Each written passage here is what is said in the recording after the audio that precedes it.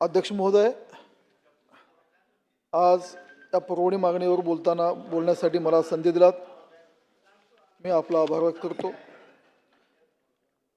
अध्यक्ष महोदय, कृषी विभागाच्या पुरवणी मागणीवर चर्चा करत असताना बाब क्रमांक 31 पोस्ट क्रमांक 27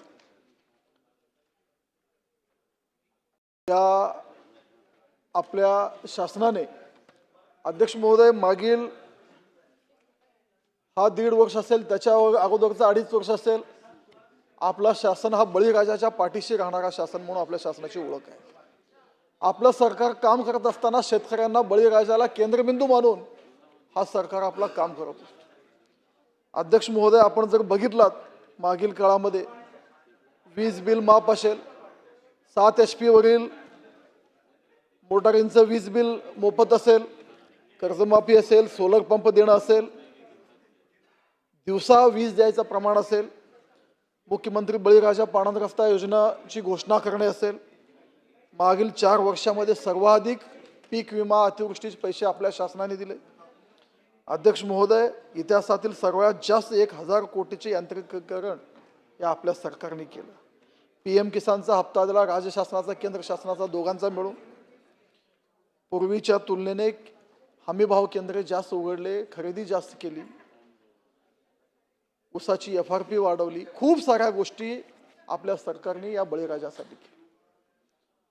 अध्यक्ष महोदय, हे सगळं होत असताना आपण जर मागील साधारण 4 वर्षाचे पीक विम्याची जर रक्कम आपण तपासलेत तर आपल्या लक्षात येईल 2021 ला 3708 कोटी, 2022-23 ला 4174 कोटी, 2023-24 ला 8569 कोटी आणि 24-25 ला 4904 कोटी इतकी भरपाई या सरकारने बळीराजाच्या नुकसान भरपाई पोटी दिली।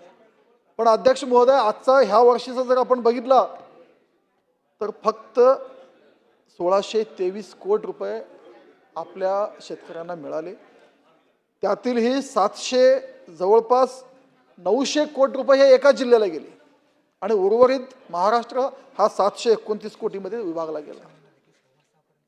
आपलं शासन हे बळीराजाच्या पाठीशी राहणारं शासन अशी ओळख असताना, एवढी सगळे कामं करत असताना अध्यक्ष महोदय, ह्या 5 पैकी जे 4 ट्रिगर जे प्रधानमंत्री पीक विमा योजनेचे मध्ये आपण बदल करण्यात आले, माझी आपल्या मार्फत सरकारला कृषी मंत्री महोदयांना विनंती आहे की कुठेतरी ह्या गोष्टीचा नोंद व्हावा की हे 4 ट्रिगर, हे 4 निकष बदलले आणि पीक विम्याची रक्कम ही जवळपास 25% आत मागील 4 वर्षाच्या तुलनेमध्ये ह्या वर्षी झाली।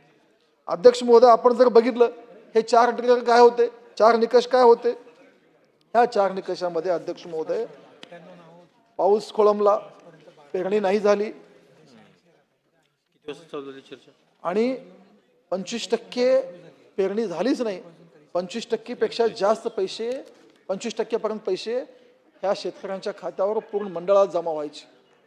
अध्यक्ष महोदय, हंगामातील प्रतिकूल परिस्थिती आली, पेरणी झाल्यानंतर पावसाने ओढ दिला आणि पिकाची उगवण जर नीट झाली नाही, अशा परिस्थितीमध्ये सरासरी उत्पादन क्षमतेच्या 50% पेक्षा कमी जर अंदाज आला तर त्याही वेळी 25% अग्रिम पूर्ण मंडळाला दिलं जायचं। जेव्हा स्थानिक नैसर्गिक आपत्ती यायची, अतिवृष्टी व्हायची, गारपीट व्हायचा, अशा वेळी सुद्धा 72 तासाच्या आत तक्रार केलं तर त्यावेळी रक्कम शेतकऱ्याच्या खात्यावर जमा व्हायची।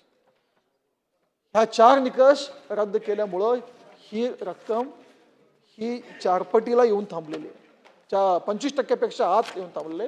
तर अध्यक्ष महोदय, मी कृषी मंत्री, माननीय मुख्यमंत्री महोदय, दोन्ही उपमुख्यमंत्री महोदयांना विनंती करतो की एवढं सगळं आपण शेतकऱ्यांसाठी केलेलं आहे, मागील 4 वर्षे भरभरून दिलेलं आहे, पण केवळ हे 4 ट्रिगर आपण रद्द केल्यामुळे शेतकऱ्यांचं नुकसान भरपाई ह्यावेळी त्या प्रमाणात मिळालेलं नाही।